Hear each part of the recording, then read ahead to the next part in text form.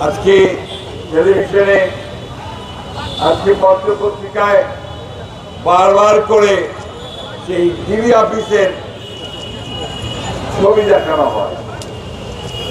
আমাদের যে নির্যাতিত নেতা কর্মীরা, যাদের নখ তুলে নেওয়া হয়েছিল, হাত ভেঙে দেওয়া হয়েছিল, ঝুড়িয়ে পিটিয়ে মারা হয়েছিল, এমনকি আমাদের সিনিয়র লিডার টুকুর সাহেবকে পর্যন্ত সেদিন ছাড় দেওয়া হয় নাই। কই আমাদের সাংবাদিক ভাইরা তো তাদের ছবি চাবে না। আমি অনুরোধ করব, প্লিজ কালোকে কালো বলবেন, সাদাকে সাদা বলবেন, এবং যার যে অবদান আছে সেই অবদানকে স্বীকার করবেন। আমরা কেউ এই মুচলেখা দেয়নি, কোন অত্যাচারের মুখেও দেয়নি। এই জুলাইয়ের আন্দোলনে যুবদলের কয়জন শহীদ হয়েছে? সে বলল ৭৯ জন। ছাত্র দলের তার কয়েকদিন আগে প্রোগ্রাম করেছে, ছাত্র দলের ১৪২ জন। গোটা বাংলাদেশ সেদিন নেমে এসেছিল।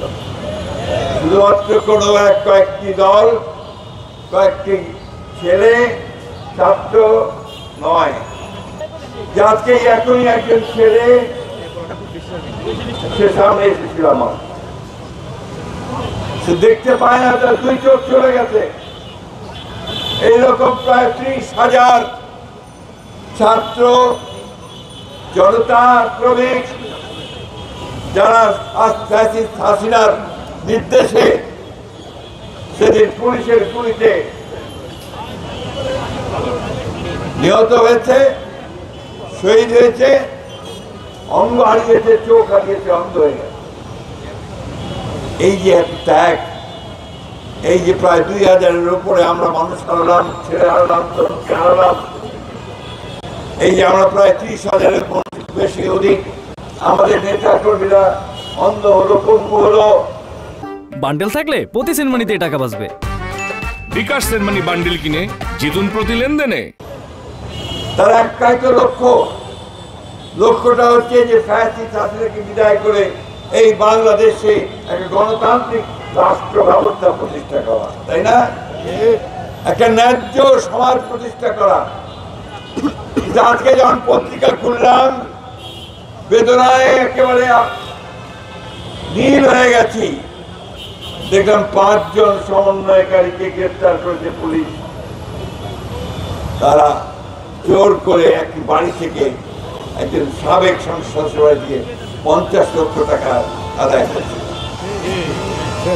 এই কি পরিণতি দেখে আমরা চেয়েছিলাম?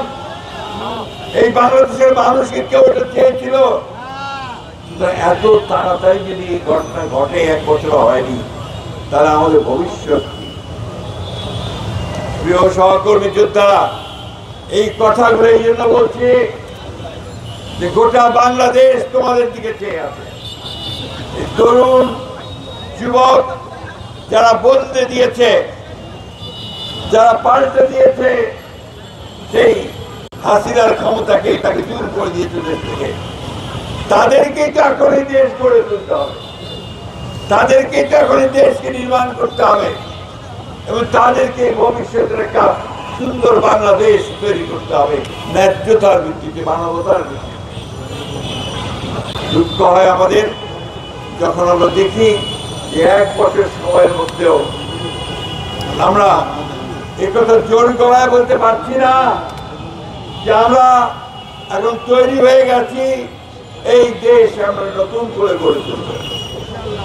আমাদের নেতা তারেক রহমান সাহেব এই সুদূরে দিন রাত ২৪ ঘন্টা তিনি আমাদেরকে নির্দেশ দিয়েছেন, সংগঠিত করবার চেষ্টা করেছেন, আমাদেরকে আন্দোলনে নামিয়ে এই আন্দোলন করে এখন তিনি চিন্তা করছেন, কাজ করছেন যে এই বাংলাদেশকে কি করে গড়ে তোলা যায়।